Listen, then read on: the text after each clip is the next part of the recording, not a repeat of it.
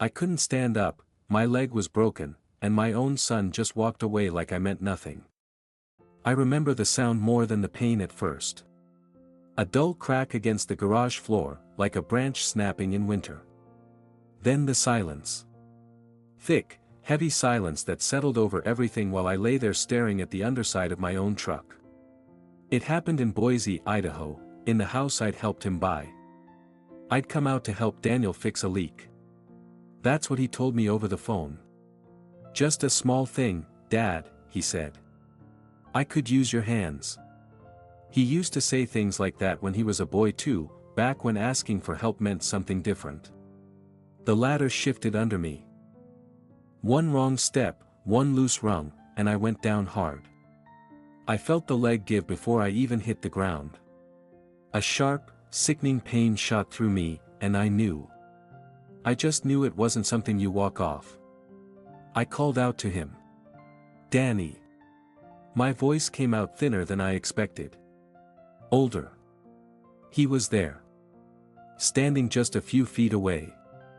I saw his boots first, clean, expensive, untouched by the dust I'd been working in all morning. He didn't rush over. Didn't even kneel. He just looked at me. There was something in his face I couldn't place right away. Not panic.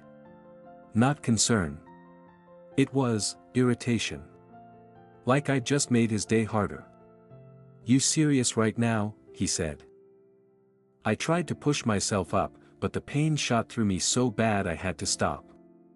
"I think it's broken," I told him. "I can't." He exhaled sharply, ran a hand through his hair. "I told you to be careful," he muttered, already turning away. That's the part that stays with me. Not the fall. Not the pain. The way he turned his back before I even finished speaking. I heard him walk out of the garage. Heard the door to the house close. No phone call. No, "Hang on, I'll get help." Nothing. Just, gone. I lay there on the cold concrete, staring at the ceiling beams, waiting for him to come back.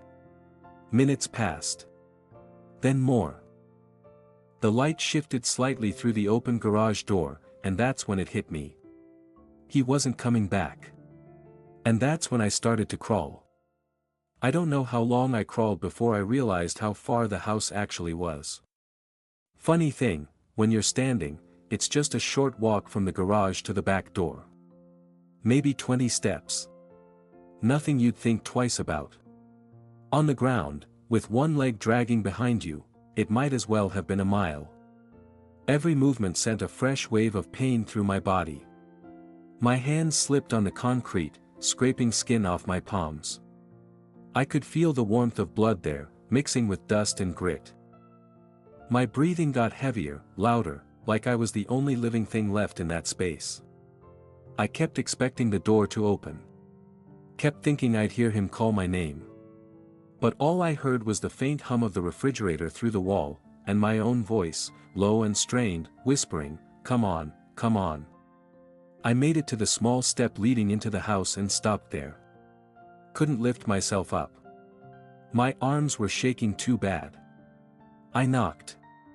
Soft at first, then harder. "Danny." I called out. Nothing. I hit the door again, this time with the side of my fist. "Daniel, I need help." Still nothing. That's when something inside me started to shift, not panic, not yet, something colder. A realization I didn't want to name. I turned my head and looked back toward the driveway. His car was gone. I don't remember hearing it start. Didn't hear the engine, didn't hear the tires on gravel. But it was gone all the same. He left. Left me there on the ground like something broken that wasn't worth fixing. I don't mind telling you, that hurt worse than the leg. For a while, I just lay there with my cheek against the step, trying to make sense of it. My son, the same boy I used to carry on my shoulders at county fairs, the same kid who used to run to me when he scraped his knee. He walked away. And I couldn't understand why. The sun shifted again, lower now, casting long shadows across the driveway. Time was moving, whether I could keep up with it or not. I knew I couldn't stay there. Not like that. So I pulled myself up one more time, inch by inch, dragging that useless leg behind me, and turned toward the street. There was a neighbor 3 houses down. A young couple. Didn't know them well, just waved now and then. But they were my only chance. I started crawling again. The gravel cut into my knees this time. Sharp, unforgiving. I could feel every stone. Every inch forward felt like something was tearing inside me. Halfway there, I had to stop. My vision blurred, not from tears, from something deeper. My body was starting to give out. I remember thinking, clear as anything. If I pass out here, no one's going to find me. And right then, just as I lifted my head to keep going, I heard a voice behind me. "Dad, what are you doing?" I didn't turn right away. For a second. I thought maybe I imagined it. Pain does that to you. Plays tricks. Makes you hear things that aren't there just to keep you moving. But then I heard his footsteps, slow, uneven, like he wasn't sure if he wanted to get closer. "Dad?" I rolled onto my side with effort, my chest tight from the strain, and looked back. Daniel stood there in the driveway, keys still in his hand. Same clean boots. Same pressed shirt. Like he'd just stepped out for coffee instead of leaving his father on the ground. For a moment, neither of us spoke. Then I said, "You left." My voice came out rough, not angry, just tired. He frowned, like he didn't like how that sounded. "I had to take a call," he said quickly. "Work stuff. It was important." I stared at him. "You saw me fall." "I didn't think it was that bad," he snapped, a little sharper now. "You're always tough about these things. I figured you'd get up." I let out a slow breath. "Even that hurt. I told you I couldn't." He looked away then, jaw tightening. Not guilt, no, not quite. Something closer to annoyance. Like this whole situation had become inconvenient. "Well, I'm here now," he said. I nodded faintly. "Yeah. You are." He stepped closer, finally crouching down beside me. I could smell his cologne, something expensive, unfamiliar. Not the kind of smell that belonged in a garage. "Can you stand?" he asked. "No." He hesitated, then reached under my arm, trying to lift me. The second my leg shifted, I cried out. Couldn't help it. He pulled back immediately. "Jesus, Dad." "It's broken," I said again, quieter this time. He sat back on his heels, rubbing his forehead like he had a headache. This is bad timing." That sentence hung in the air between us. Bad timing. Not, "Are you okay?" Not, "I'm sorry." Just that. I studied his face, really studied it, and I realized something that made my stomach turn worse than the pain. He wasn't scared for me. He was worried about himself. "What do you mean?" I asked. He didn't answer right away. Just looked toward the house, then back at me. "I've got people coming over tonight," he said finally. "Amanda's parents, some clients. It's a big deal, Dad. I can't just cancel." I blinked at him. "You're worried about dinner." "It's not just dinner," he snapped. "You don't understand how things work anymore." There it was. That line. That quiet little cut buried under his words. I swallowed hard. "Help me inside," I said. "We'll call an ambulance." He hesitated again, longer this time. Then he said something I'll never forget. "They're going to ask questions." I felt something inside me go still. "What kind of questions?" He shifted, lowering his voice like someone might be listening. "About how it happened. Liability, insurance, if something comes back on the house. I stared at him. You're my son, I said slowly. Not my lawyer. He stood up then, pacing a few steps away like he was trying to think. I just need a minute, he muttered. Let me figure this out. Figure this out. I lay there in the gravel, my hands shaking, my leg useless, and my son was trying to figure out how my broken body might affect his evening. That's when I understood something I hadn't wanted to see before. This wasn't about the fall. This had been building for a long time. And somehow, I had missed it. He turned back toward me, decision made. I'm going to move you, he said. We'll get you inside, clean you up, and then we'll decide what to do. Decide. Like I was part of some problem to manage. He reached for me again, firmer this time, and I could already feel it wasn't going to go right. And I was right. The moment he grabbed me, I knew it was a mistake. Not because he meant to hurt me. I don't think he did, but because he wasn't thinking about me at all.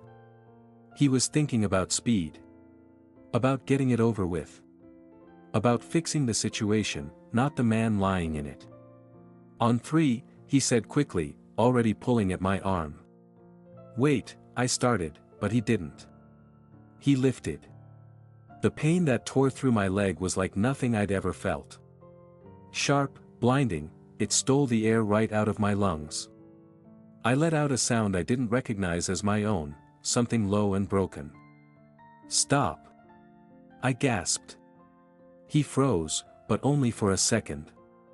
We have to get you inside, he insisted. Come on, Dad, don't fight me. Fight him. I looked at him then, really looked, and for the first time in my life, I didn't see my son. I saw a man in a hurry. I said stop, I repeated, slower this time. Something in my voice must have reached him, because he let go. I dropped back against the gravel, my whole body trembling. We both stayed quiet for a moment. The air between us felt tight, strained. You're making this harder than it needs to be, he said finally. I almost laughed, but it came out as a weak breath instead. Harder, I repeated. He paced again, faster now. I could see it building in him, frustration, not concern. His hand kept going to his phone, like he was thinking about calling someone, then stopping himself. They'll be here in 2 hours, he muttered. I can't have this, I just can't have this right now. There it was again. Not you. This. I shifted slightly, biting back another wave of pain. Call an ambulance, I said. He shook his head immediately. No.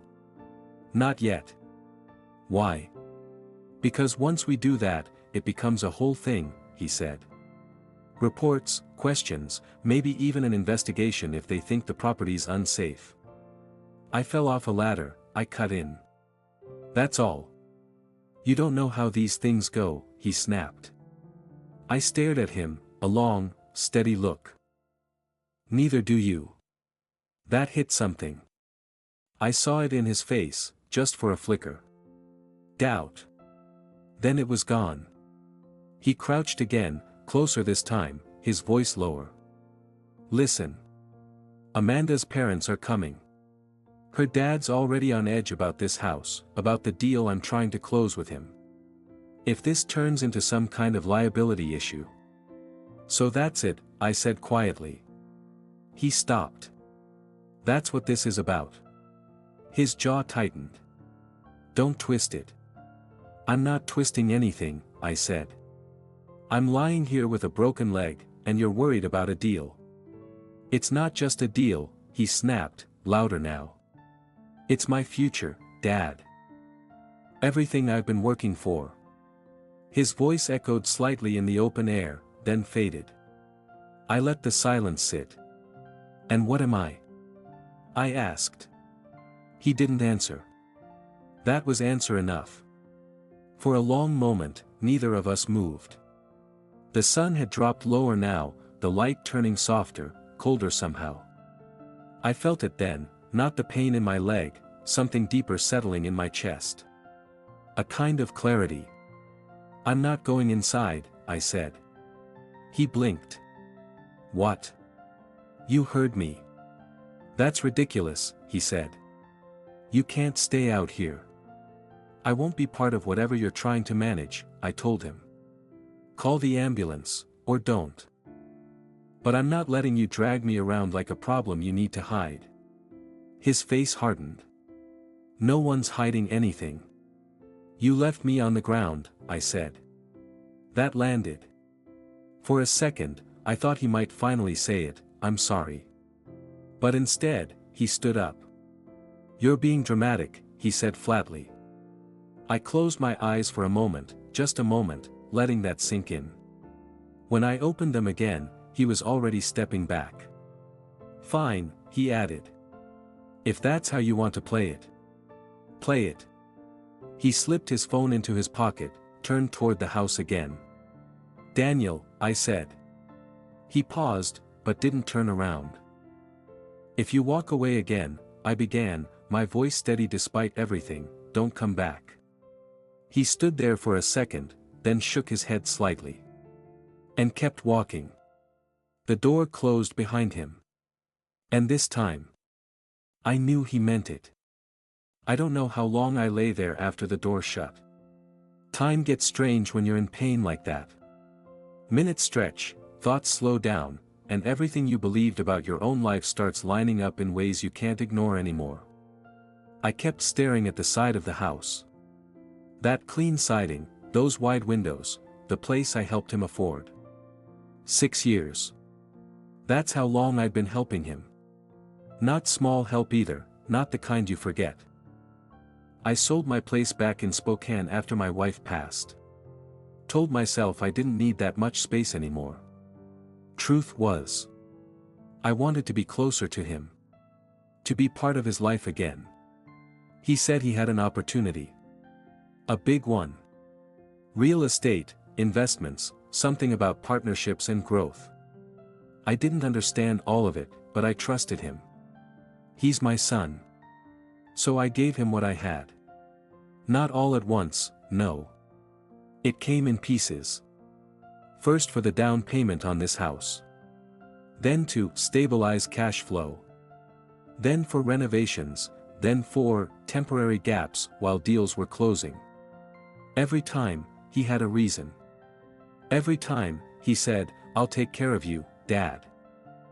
You won't have to worry about anything." And I believed him. Lying there in the gravel, dragging myself across a driveway I helped pay for, something finally clicked into place. This wasn't new. This was just the first time I couldn't pretend it wasn't happening. I thought about the calls that got shorter over the years. The visits that turned into favors. The way he'd look at his phone when I talked, like I was something to get through. And today, when I fell, I wasn't his father. I was a problem. A risk. A disruption to his plans. I let out a slow breath, staring up at the sky. It had gone pale now, that late afternoon color that always feels like something ending.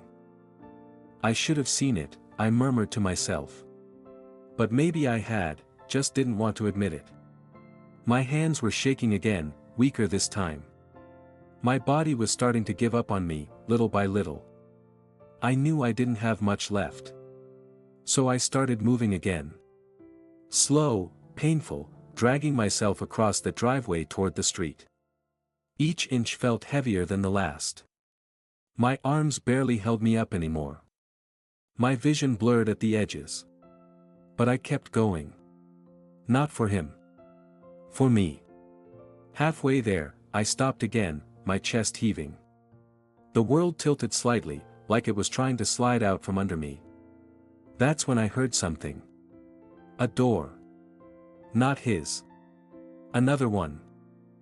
Footsteps, quick this time, not careful, not hesitant. "Sir." Oh my God. A woman's voice. I turned my head just enough to see her, the neighbor from 3 houses down. Young, maybe early 30s. She was already running toward me, her phone in her hand. "What happened?" she asked, kneeling beside me. "Fell," I managed. "Leg." She didn't hesitate. "I'm calling an ambulance," she said firmly. I nodded, barely. As she spoke into the phone, her voice steady and clear, I felt something I hadn't felt since I hit that ground. Relief. Not because the pain was going away, it wasn't. But because someone, a stranger, saw me. Not as a problem. Not as an inconvenience. Just, as a man who needed help. She stayed with me the whole time. Kept talking, kept me awake, her hand light on my shoulder like she understood more than I was saying. And as I lay there, listening to her voice, I heard something else in the distance. Faint at first. Then louder. Sirens. But just before they reached us, the front door of the house opened again. And this time, Daniel wasn't alone. He stepped out onto the driveway with two people behind him. A man in a dark suit, and a woman I'd never seen before, holding a leather folder tight against her chest. They both stopped when they saw me lying there, dirt on my clothes, blood on my hands, my leg twisted in a way it shouldn't be. The woman beside me, the neighbor, looked up, stunned. "Is this your father?" she asked, her voice sharp now. Daniel didn't answer right away. He just stood there, frozen, like the scene in front of him didn't match whatever version of the day he'd planned. The man in the suit glanced between us, uncomfortable. "Daniel, what's going on?" he asked quietly. That's when I understood. This wasn't just dinner. This was the deal. The future he kept talking about, standing right there on my driveway, watching him. Daniel finally stepped forward, forcing a tight smile that didn't reach his eyes. He had a fall," he said, like he was explaining a minor inconvenience. "A fall?" the woman repeated, looking at me, then back at him. "He's been lying out here." The neighbor didn't hold back. "He's been crawling down the driveway," she said firmly. "Alone." That word hung in the air. Alone. The man in the suit's expression changed. Subtle, but real. His posture shifted, his eyes narrowing just a little as he looked at Daniel. "You left him?" he asked. Daniel's jaw tightened. "No, I stepped away for a moment. I didn't realize." Sirens are 2 minutes out, the neighbor cut in, still on the phone, still focused on me. I could hear them now, louder, closer. Daniel looked at her, then at me, then at the man in the suit.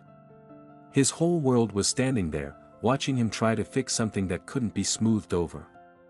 "Dad," he said, stepping closer, lowering his voice like before.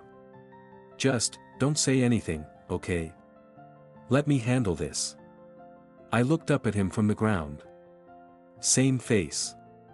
Same voice. But I didn't recognize him anymore.